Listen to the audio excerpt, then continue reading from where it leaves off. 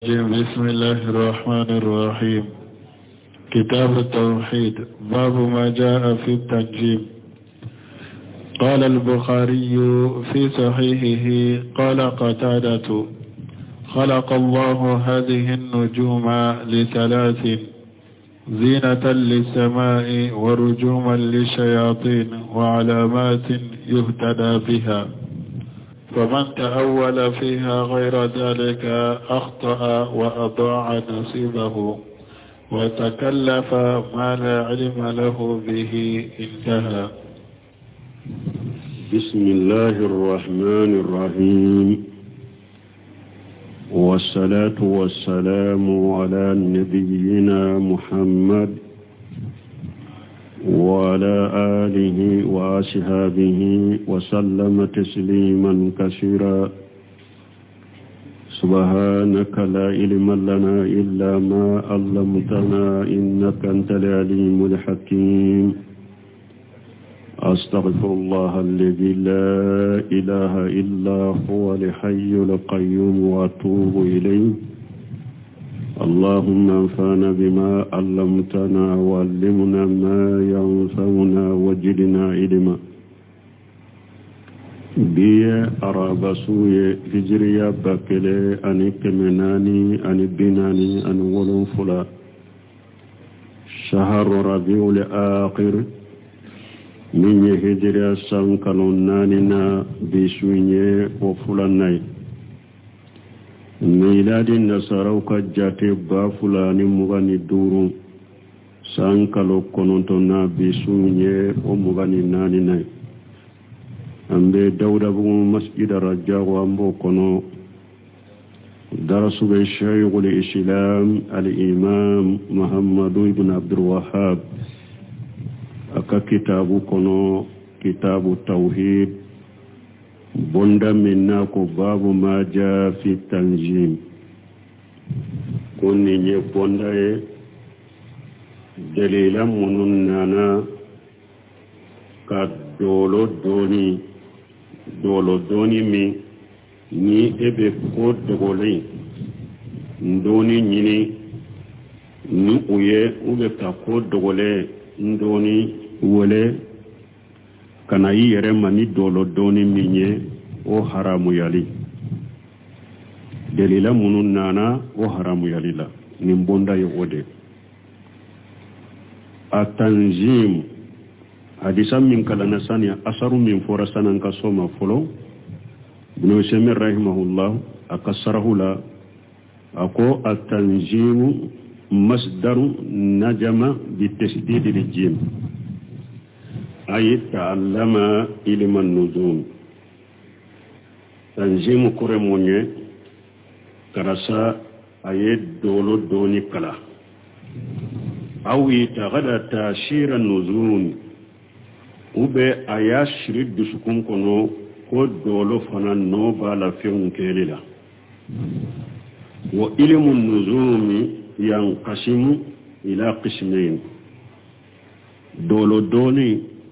abetila katatila yorma fula. ilmu tasir ka dolo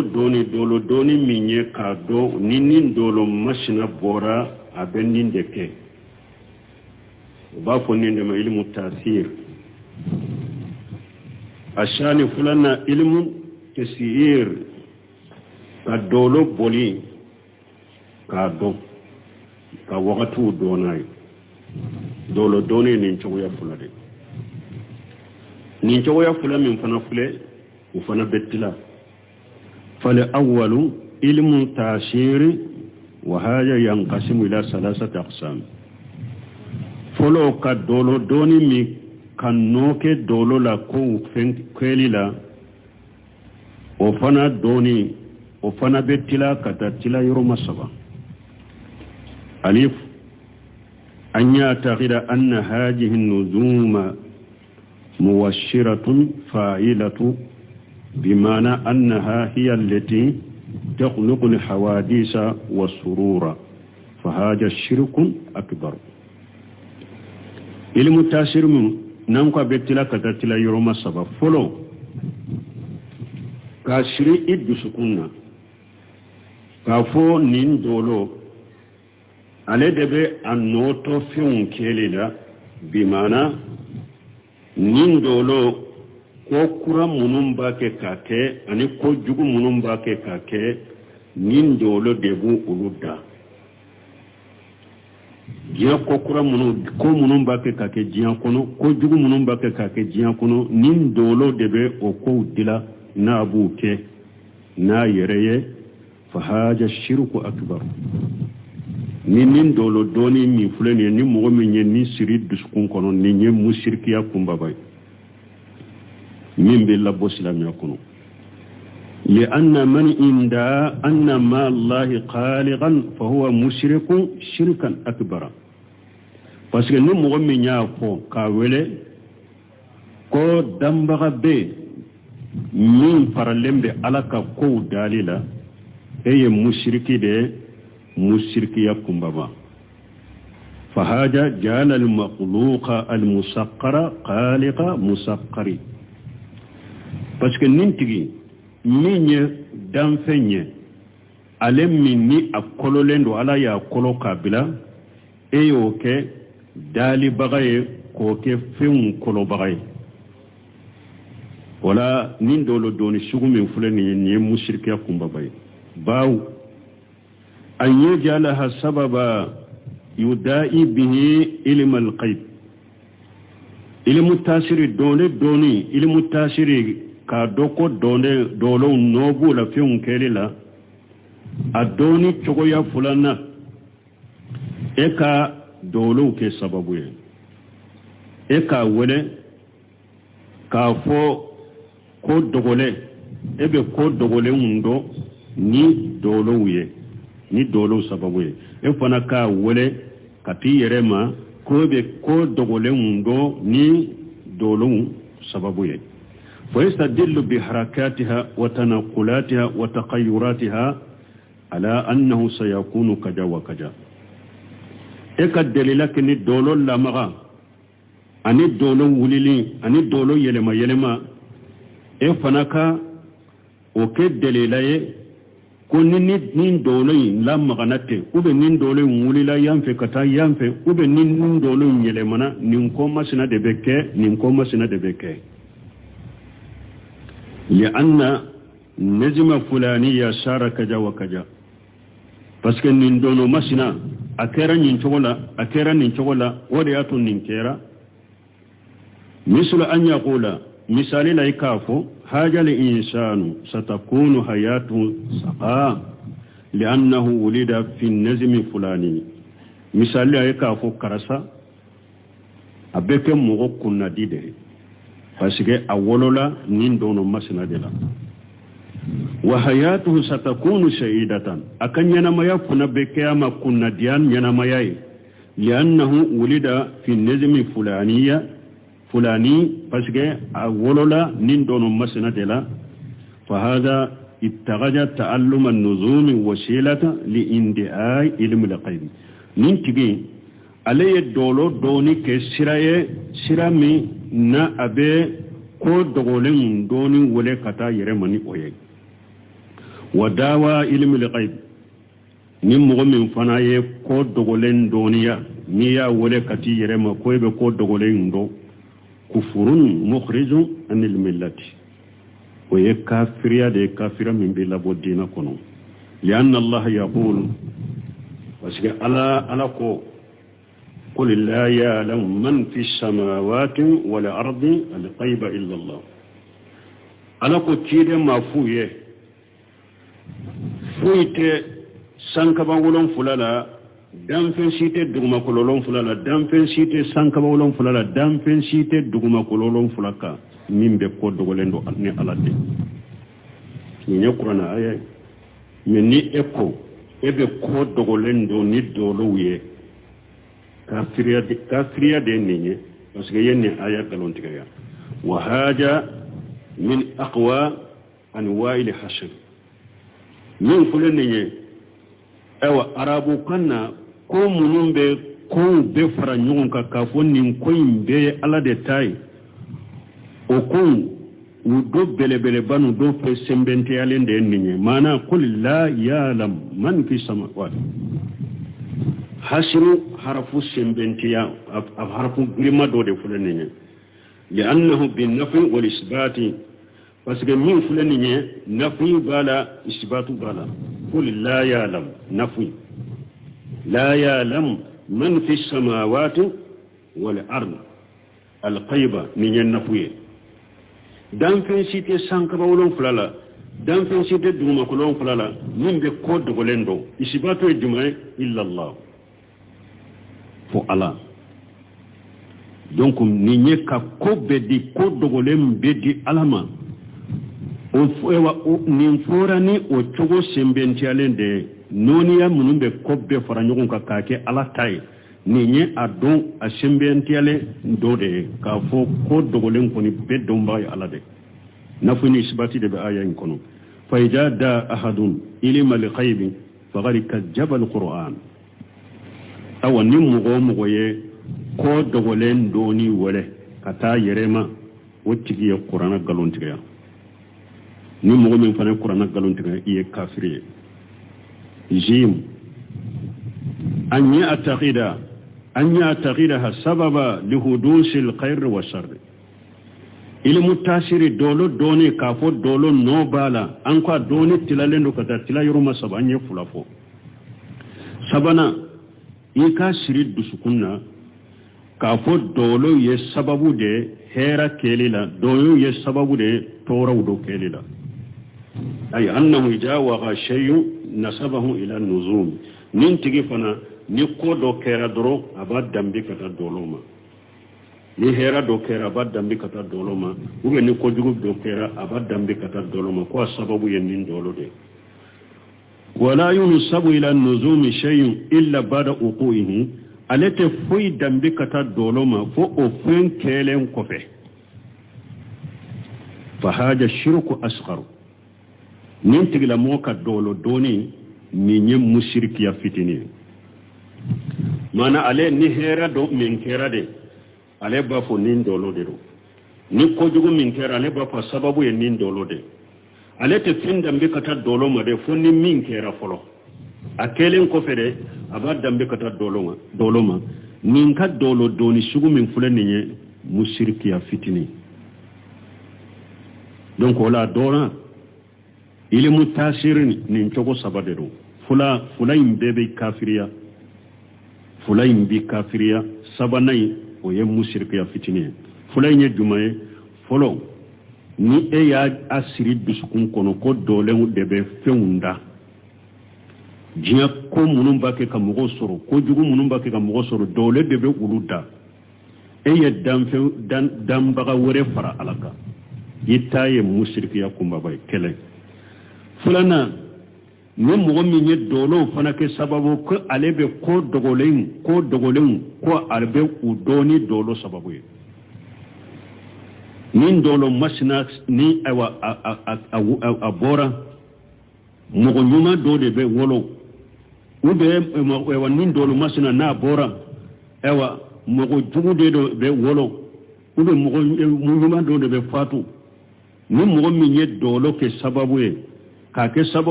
ka pon dogolo ndoni wole kati yerema e fona ka dolo doni kafiriya ni nye fulana parce que ala ko mote ko dogolendo sankaban ulun fula dunga ni alate ni e fana ko ibe ko dogolen keli do ni dolo wiye eye ewa ko dogolen do ni wole kati yerema ikafriyara ye qur'ana galontiga fulana ninde sabana alete foi dambe kata doloma foni min kera ni hera do kera aba foni dolo do sababu alete afo ko dolo nyake de ake baga kuni ala de me dolo ne sababu do kera ni ko dugu do kera aba ko nin dolo yi sababu de nin ko dugu kera nin fana taye mushriki ya fitini nin de sabana nin tigi taye mushriki ya fitini fa in qila yanqudu haja bima sabatani nabi sallallahu alaihi wasallam fi qawlihi fil kusuf ni mo min ko amma afule kam min fote kiden ka kuma ben nin guruja kiden ya kuma min fo tuma mi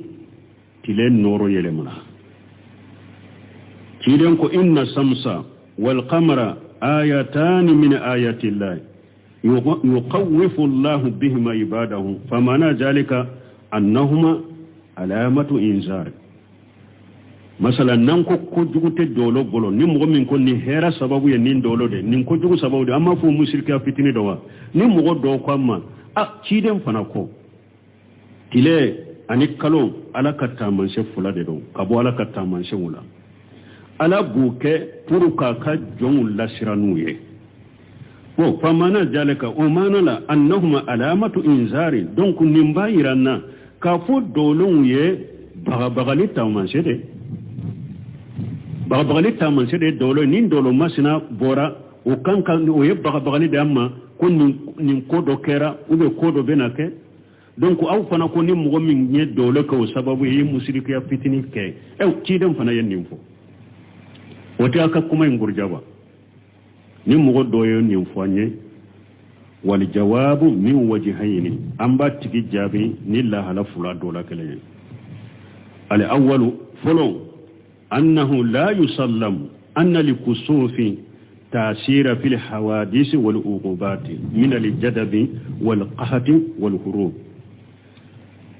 جابوا فلو أمبا فواتبيه نو أمون تشكا سواما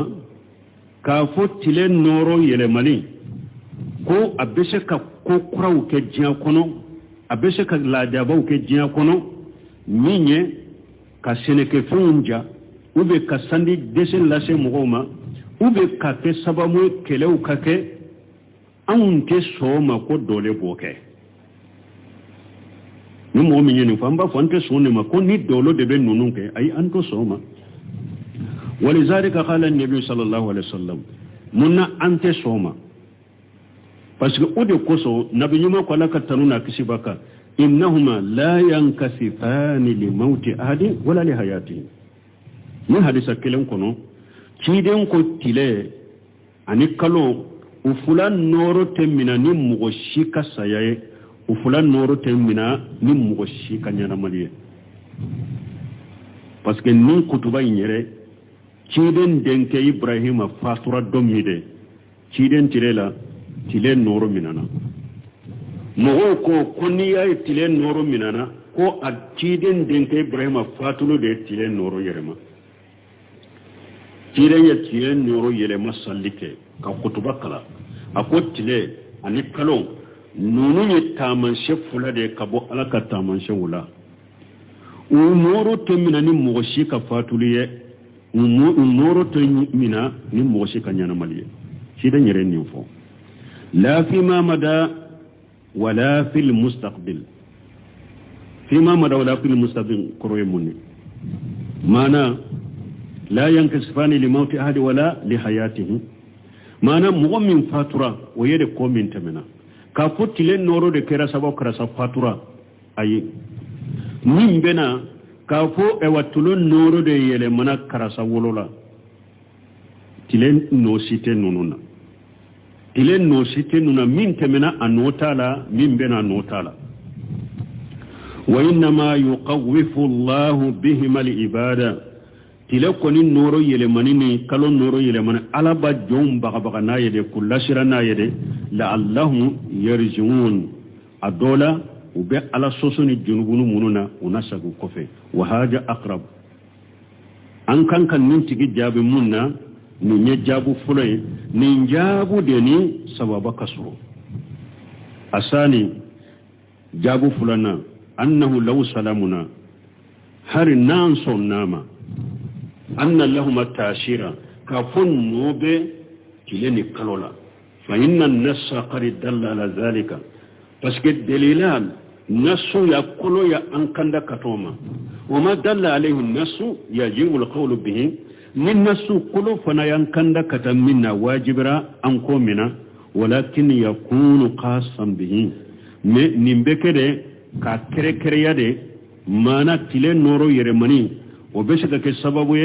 كاس اوا بغبغلي رو سرانياني هيرا دوني جوما دون ناتي دونك ابي كركراني اويه باسكو ناسان ناناني اويه امبا دانك اويه ميجيا كا كوتو وشنتولا ني جابو فلاناي بو انكو جابو فلو انت سوما ka fo tile noro yelemani ani kalo noro yelemani ube ke sababu ni kojugu do naliye ube kojugu ewa hera do naliye ante suama ko tile ni kalo noro yelemani boke o de jabu fulay akundi de ni sababa kaso jabu fulana hari nan son nama ko tile noro yelemani no bala ko kelela ube kalo noro yelemani no bala ko kelela parce que nasu nanala parce que tidon ko la boke pour kallasira o ten nasu yeba bon ni nasu min nana hari nan son nan ni mako parce que nasu nana ninka ni nasu nana minka kolon nana minka wajuran ko mina donc an b'a fɔ a kɛrɛkɛrɛnnen nin ko in dɛ nin ko dɔrɔn dɛ mais ko tɔ tɛ donc voilà lakin alwajhu alawwal mais nusaminu rahimahullah ko wa jabu folo huwa alaqrab wode ni sababa kasuru annana la nusallimu asla lesele la ante swama yrefu anna lahum ta'sira fi haja ka fo ko kele hera wonu ko jugu kele ko nobe kaloni ewa tileni kalula wala ante so yeredema lianna li hadisa la yaqtadi parce que hadisa in kallanya ni toye fali hadisa ya nusu wala taqwifi hadisa ni kolon nati kan nasu nati ko bagali de amma fo ko ewo beke sababu yen ka hera nati amma fo be sababu ka juguma nati hadisa nasu ya yira ko ala buke bagali fende wal mukhawwifu huwa Allah ta'ala bon nitile noro minali kalo noro minali ni ala yuke bagabagali fenyo jombe bagabagalinke jombe Allah siralinke ala buke kamode Allah sira min yasira li bagay nyere jonye ala tile ni norote la sira li bagay nyere ala de wal mukhawwafu ughubatuhu aballa sira munkoro akajanga kata wala asaran likusufi fi jalika donc tile noro minali notola ala ka janga kata sele mugoma tile noro minali notola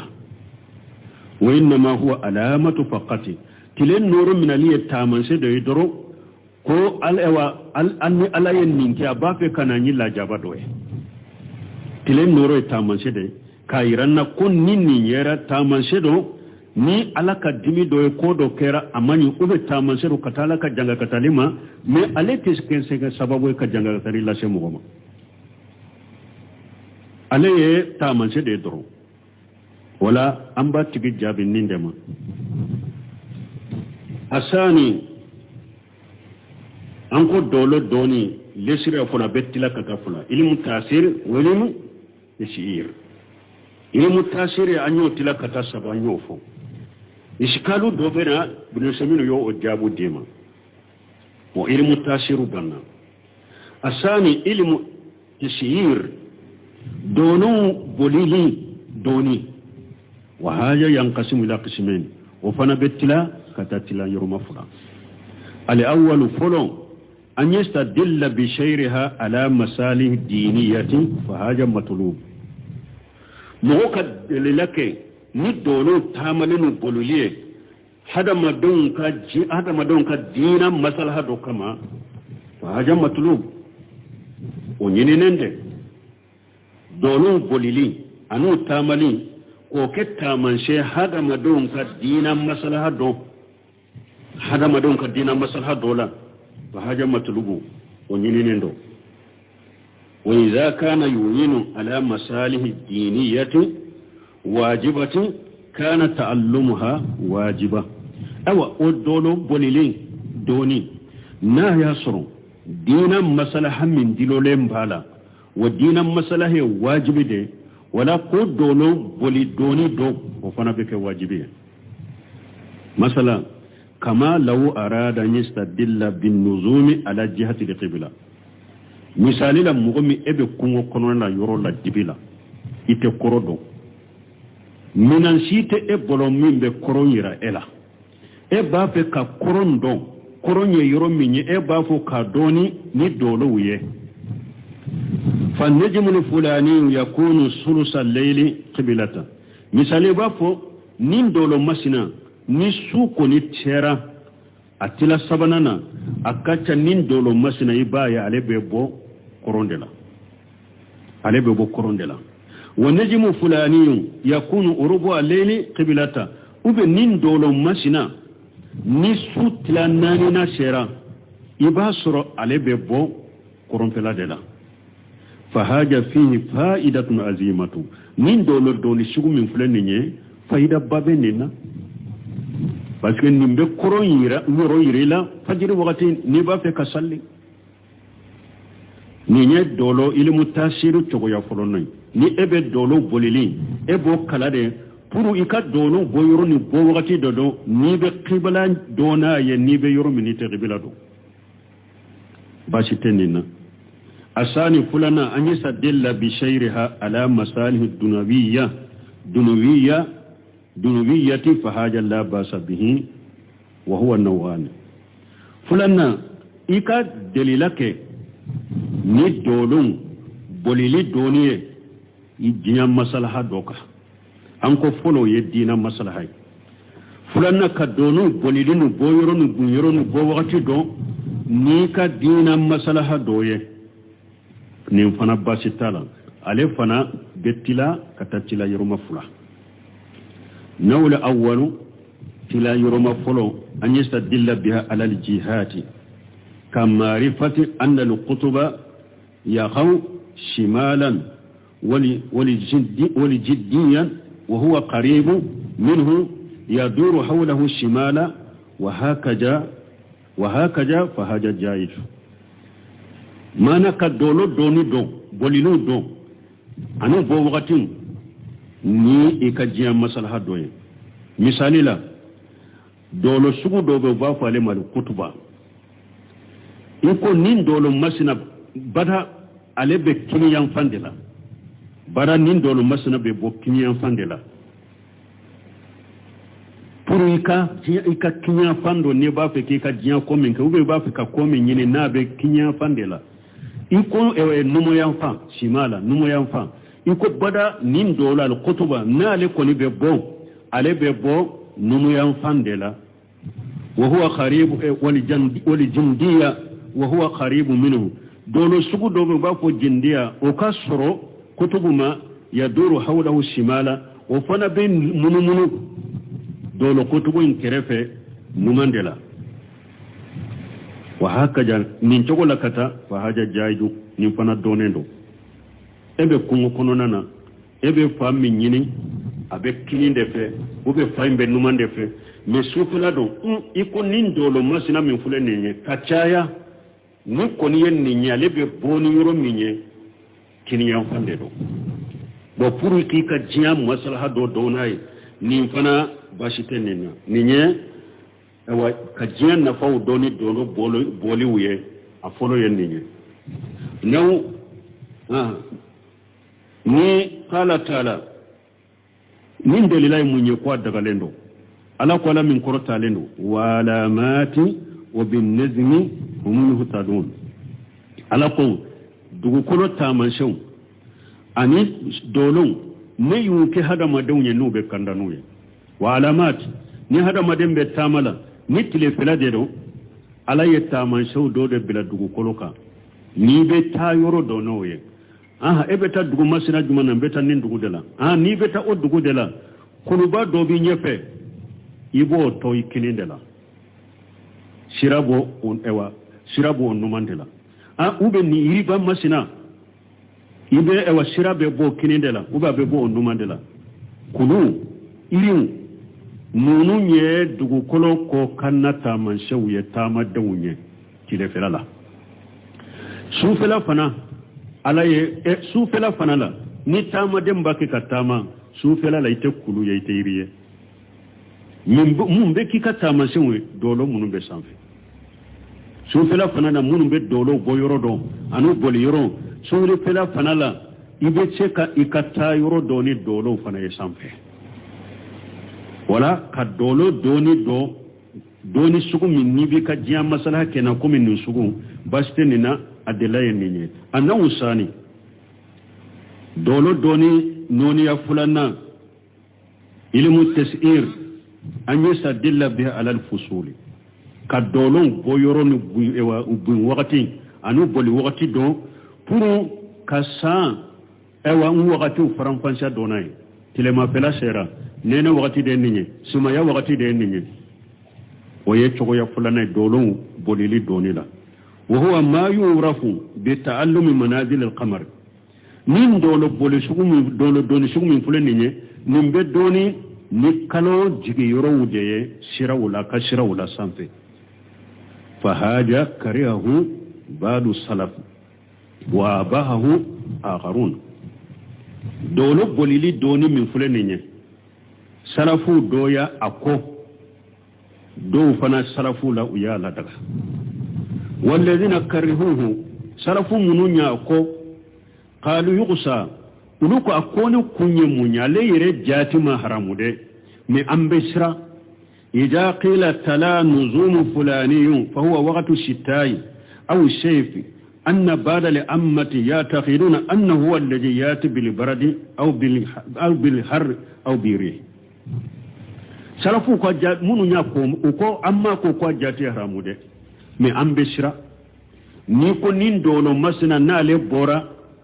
nene bena nin dolo masna nale bora kilima piladele nin dolo masla nale bora semaya de do ambesra mo munu makala o kanata siri dusukun kono ko ja nin dolo bora nin nene bena dolo inde bena nin nene ja nin kilima pilana na nu ko nin dolo le bora nin dolo bora kilima pila sera ja ewa kalambadu kanata famu ja nin dolo adele bedena ni kalayai samaya wakati nin dolo bora samaya bena kalambaliw kanata miri dusukun kono ja nin doro ale de bena ni fiyewe salafu munu nya ko ku ya ko ube siranin de koro ya ko ni ode wa shahihu me ibnu shimr rahimahullah akom min ka kene adamul karahati makruta la koni tenina kama sayati insha Allah komi abena chogomi basi tenina koni tenina basi tala kuma sahalen yode wala ni nye aye nye bila minke sana kadu hadisa wala hala al-Bukhari ako Bukhari ko fi sahihi aka kitabu sahalen kono ni nye sahih al-Bukhari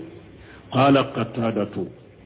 ako qatadatu ko ubafu ninde ma taliqa men ni Bukhari taliqu Bukhari ka taliqu ye chogo ya fulade taliqu dobe yajimu biha abe dantiga ka taliqu dobe abafu qala ewa uriya an fulana uya bokra sabulu men no ko qala qatadatu misalila ubafu ni nye taliqu ye taliqu mi jajama bihi ube jajama biya ayeddan tigaleka donc Bukhari ka taliqu ye chogo ya fulade taliqu min na ma dantiga ka na ko uko karasa kote amma dantigo ka o taliqu doni ke bawo ko la ku bese ka yola na ma dantiga taliqu min ka la ku bese ka yola me taliqu ni Bukhari dantiga raka iba soro sahalen do otigi wofo ako qala qatadatu خلق الله هذه النجوم لثلاث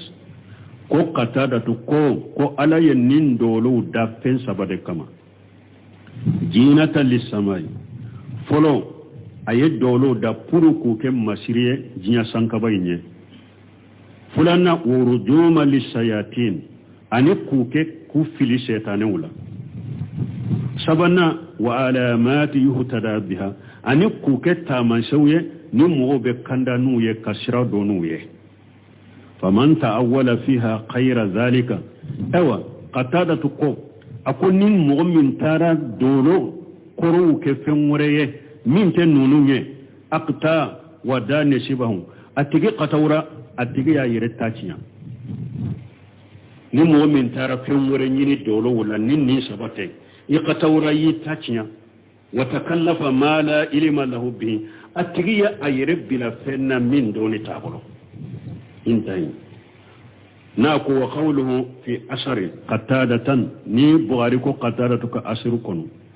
khalaqa Allah hadhihi an-nujuma li salasati lam li talili ay li bayani li illati wal hikmati lamu ya talila ma wana sababu mana dolo dilalani ni fe sabade dolo dila kunye nin sen fa yaba dolo dila hikma nin fen sabade do da nyini yode wa qawlu li salasi wa yazuzu li salasati na ko li salasi ako arabu kanna be daga ikafo li salasati dolo dila na fen sabakama lakinni salasu ahsanu na ikafo li salasu uwe ikafo salasu ode kanyi kateme salasatika ay li salasi hikami donc o beke dolo dilala hikma ni fen saba dolo dilala ni fen saba hikima de uka hikma dola ni fen saba de ka hikima ko ala yu dila ni ko donye ni fen saba de li haja hajafa ta'anis min al adad ninde koso tawu tanisi ayo ge kabo jatela tawu tanisi nyeminye salasati tawu ayo oge kabwe jate inde koso wa salasu hiya dolo dilala fen saba mi ewa nkoso ani fen saba mi hikimai o saba ine jumai hiya al ula folo jinata lisamai kasankaba masiriniye qala taala ala kola min korta lendo wala gadi jayanna sama ad-dunya bi masabiha wa jalinaha urujuma lisayatin wala gadi jayanna sama ad-dunya bi masabiha wa jalinaha urujuma lisayatin ala ko wallahi ne ala ne jiya ka sankaba masiri ni lampawye o lampaw nu ke fili fenye fana nugu fili ka shaytanu farakirunuye لأن الإنسان إذا أرى سماء سافية في ليلة خير مخمرة وليس فيها كهرباء يجد لهذا النجوم من الجمال العظيم ما لا يعلمه إلا الله هذا ما ينفله نيه سانكبا جيلين دو كبان وشيته نيه سانكبا جيلين سوفلالا كالوتي سومي نكالوتي جيا divi bala kaba nogote walaysa fiha kahraba'u ebe yurumin fana kuranyelente yajidu li hadhihi an-nuzum min al-jamal al-azim ibe masiri badeye ewa nin dolo wula masirimi ibe masiri badeye nin dolo nube sankaba masirimi ma la ya'lamu illa Allah mo sita doni alate ni eba fe ka doko ala ye dolo ke ka sankaba masiri e ka ke yurola kono na dola kaba nugo site sanfe kalo yelente fana kula yelente iki kun korta ka sanfe la laje e yere bado ko ala ya masiri la masiri min kabbo masiri min ni fenta do ni ala yerete fatakunu ka annaha qabatun muhallatu bi anwa'i min al-fiddati lamiati aw bunu semenu ka ko be sankaba yo wakati de abe ke komi iri tunde sankaba be kere komi iri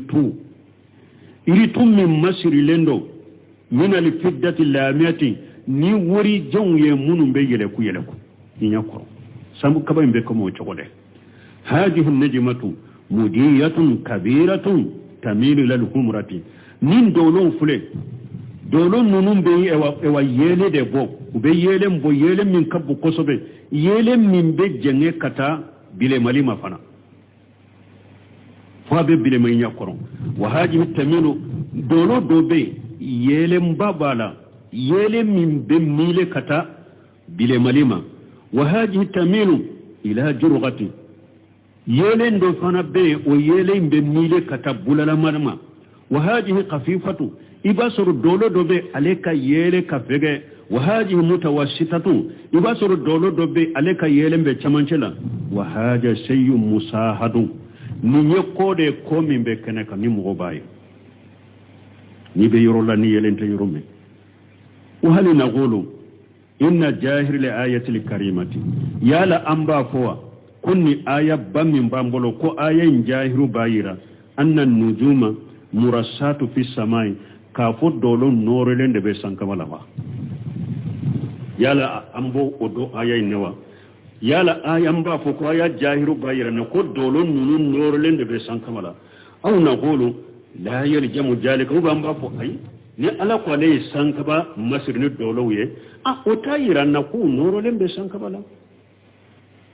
ni mo ya nyinin kan ni na yala ni aya ba yiranna ko dolo noro lembe sankaba la wa ube aya into yira al jawabu amba tigi jabi la yaljamu min jalika amba ko aya into o lejimi ato wajibiya ata aya inta yira ko dolo noro lembe sankaba la ato yiranna ayayin ta yiranna o yiranna an takuna nuzumu murassatu fi samai ayayin ta yiranna ko dolo nunu noro lendo be sankabala qala taala munna ayayin to yiranna ala ko min qur'anin wa huwa alladhi khalaqa al-layla wan-nahara was-shamsa wal-qamara kullu fi falakin yasbahun ala ko ala de masai ayesuda katileda ta ewa kusuda katilepelada katileda kakaloda nunum bebe poroko fem do de kono nu be bola kono falaki fen kori la made do wa worola ma kalo be ode kono na be boli tile bo nyona de kono na be boli nunum bebe u ka poroko de kono mun worola mado falaki yode nu be bolo kono donc ay ya duruna kullu lahu falaku ube munumunu na kelen kele be adamana don fende be na ba kono abe boli donc o ba yirana ko te sankabala wote dalilay munye ka fo ya inta yirana ko dolo nuru lembe sankaba parce que ala ko tileni kalo bebe fendo de kono boli fendo de kono nu be bolo kono be munumunu noye o ba yira u noro lento sankabala wa ana sahaditu bi aynayya buri semenu ko ala yere sere ala na nya fulay anna al qamara qasafa najmata min an nujumi ko dondola kalo donna dolo doni yelice mana adonna ale ni dolo ce kalo donna ale ni dolo ce ale nyate dolo la kalo nana kaddo ale ni dolo ce ay qataha kalo ni dolo indatu wa hiya min an nujumi lamiyati kabirati dolo yin fana dolo min do dolo bado dolo min ni yele babala kana yaghrubu hawlaha fi akhir ash-shahri bo kalo yin ngirela o dolo yinna kalo lavandela wa inda qurbi al-fajr qataha fajri masunya genna dro ewa kalo nye dolo indato fa kunna la naraha bil marrati ulu nya tumbe dolo la me tuma mi fajiri surunya na dro kalo donna dolo ni uluche uluma dolo ye tuguni wazalika ako okera qabla amaini fi akhir ramadana ayennin kuma fo dommi ako okera sanfula nye sungalo laba ko ale yere yenni nye odela abennin kuma fo dommi sanfula nye ni okumai wala ni nyaayira ni mbeye munye ka fo kalon dolon nunun bebe sanni dugu cede u norolete sankabala yala na ya suru kalon norolen be sankabala dolon norolen be sankabala be norolen bala kalo be se kaddo doloni ulu ce chogode la nyine ode ijan akola hiya al aflakun mutafawitatun fil irtifai wa nuzuli akola ako kalon nunu kile nunu dolon nunu nin kelen kele be boli fendo de kono nu ute kelenye ewa kata sanfe janyalila ute kelenye jigili fanala dobe sanfe dobe sanfe dobe do duguma wala yaljam an takuna murassata fi samai donc aya inta yiranna ko dolo nunu noro lembe sankabala fa in qila famal jawabu an qawlihi ta'ala ni mo do koma ni eko doro noro lente sankabala ni mo do koma abe munjabi alaka kumala ala min qurtalin jayanna sama ad-dunya ala ko le jiya sankaba mashiride kulina ambafo innahu la yaljam min tajini shay bi shay an yakuna mulashigan lahu ambafo atige ata bilanka kafo ala yenninke kanin mashiri o tayira ko anoro lembala ala yenninke kanin mashiri o tayira ko anoro lembala araita law anna rajula amara qasra aku nkibariya misali ni mogodo naye etashi dojo وجعل حوله سريات من الكهرباء أي قرى أمبلون أيوك إوا باتمين كرفة قرى أمبلو بو كبيرة وجميلة قرى أمبلو بو أيوك باتمين كرفة وليست على جدرانه مكرى أمبلو نونو أمو نورو كوغل أدي أيو دلو دلو له أي باتما بلي بلي باجو كقرى أمبلو بلي بلي بو كودو باتمانا لأمو نورو باتلما فانا أيو دلو له فناظر إلى القصر من بعد يرى أنها جينة له مؤمن ني إكجا باتمايما إتاسيما ni eye kurangam punu ye ube etasina ube ka etasima masiru be te kama masiri ube kinye kore etasima masiri de wa lam takunu mulasiqatan lahu harina yasru ampulu nunu norolento etasila nimme ekaja etasila ebe ampulu nunu nye komi norolen be nde bala ube ke etasima masiri fana harina yasru norolento ala aha saniyatu wati sera wati sera donc ambe ni fulana toy ube ambe saka fulana info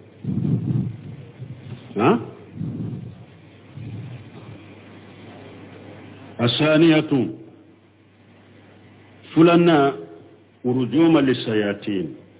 alaye qatada tuka kumala ayele dolu ke ka setane fatiru ku fili setane wala ay lisayatin lijinni na ko sayatin setane juma parce que setane yo fulade jinna setane be hadama de setane be me dolu del dan kunye munye udan hikma munye ka setane bo setane sugu juma jinna setane wala yasu sayatin al-ins dolu kab e wani ala ko dolu dana ku fili setane wala jinna setanu de kodo haramarin setanu utere lianna sayatin al-insi lam yashiluha parce que haramarin setane tese yorola ni sera yoro mini dolo be fili haramarin setanu ma se yoroma lakin sayatin al-jinni wasaluha min jinna setanu sherai fahum aqdaru min sayatin al-insi parce que se do be jinna setanu fanaye onyonati haramarin setanu fanga min be jinna setane wala ani jinna setane be se ka min ke hadamare setane fana te se ko ke wala hum quwwatun ajimatun nafijatun fanga bade be jinna setane wala fanga mi nun ko be min ko ba ke nay no nyugona te hadamare setane wala qala taala ani amalihum dallala qudratihim ala ya fala min korota lendo aye jinna setane ka bara foanye bara mimbe ayirana ko shebu ye kudo kelila wala yefanga duma kudo kelila we jumai wasayatina kull bannai wa qawas ala ko le shaytanin kulo sulaymana ye shaytanin munum be so bele bele ba ko go jawni ko girin dila sulaymana ye ani shaytanin munu mulu be jigi jukuro de kata ji jukuro fun katuta kunu bi sulaymana ma hada marin shaytanin te sokola ay sakkarna li Sulaiman mana nye jinna setanu mu ukolo Sulaiman ubenninke wa akharina muqarranina fil asfadi me setani waru be ulu shiri lembe nyogona ni naga jologo yese Sulaiman bolo wa qala ta'ala qala min qurtalin qala ifirut ako jinna ka fanga tigiko la khafiriti jinna ka fanga tigiko من الجن يفرط من الجن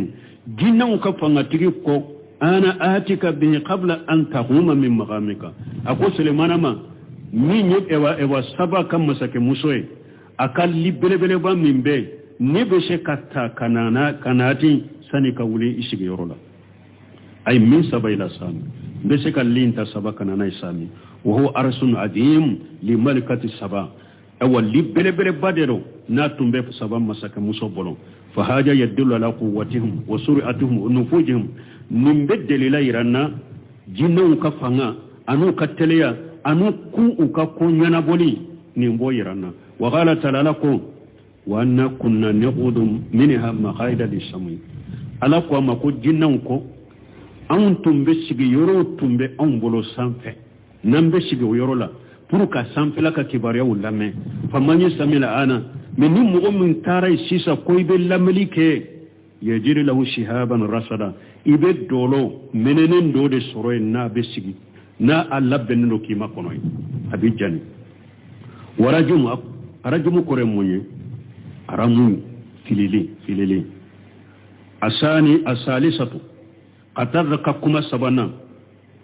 alamati yuhtada biha ala ye dɔlɔw kɛ taamanse ni hadamadenw bɛ kanda n'u ye tughadu min qawli ta'ala an b'o mina ka bɔ ala ka kuma la ka taa ka kuma min filɛ nin ye mina yɔrɔ b'a la aya la an b'a mina ka bɔ aya jumɛn na walqa fil ardi rawasiya an tamida bikum wa niharan wa subula la'allakum tahtadun wa alamatu wa bin najmi hum yuhtadun ka taa ka kuma mina yɔrɔ filɛ aya la ala ko ale ala a ye kulu belebele baw bila dugukolo kan minnu bɛ dugukolo sabati an tamida bikum kana lamaga n'aw ye wa nihara ale ala ye kow bila dugukolo kan wa subula ani siraw la'allakum tahtaduna n'a bɛ kande n'u ye cogo min wa alamati ani taamansew dugukolo kan o bi najmi ani dɔɔniw fana sanfɛ hum yahtaduna a bɛ kanda n'u ye fa zakara allahu taala نوعين من العلامات التي يهتدى بها على نونيا فلا رفو نونيا فلا بن نمبر كندانوية إن شاء الله درس وري أنا كونتيني إوا أتوكا نونيا فلا وفايدة يموني نونيا دو على بدوكو كولوكا kile fela la hada madum beseka kandanu ya anyo fo chogom bunu sumunu ba fe kana wulu defo me dersu wore kun min nye kuluye sirabaw iribaw ni mɔgɔ min bɛ taama den ninnu ye taamaseere dugukolo ka tilefɛla la n'i bɛ duguw ni siraw n'i bɔ a dɔn n'u ye i bɛ kanda n'u ye i ka taamadenya sira la bon a ye dɔɔnɔw fana kɛ sanfɛ parce que sunfɛla fana la kulu tɛ ye iri tɛ ye donc i bɛ taamase min na ni dɔɔnɔw fana ye sanfɛ i ka taama la n'i bɛ se ka kanda ni olu fana ye cogo min ka sira ye inshallah ni ala ye dɛrɛso wɛrɛ yira n'an bɛ continuer la سبحانك اللهم ربنا بحمدك أشهد أن لا إله إلا أنت أستغفرك وأتوب إليك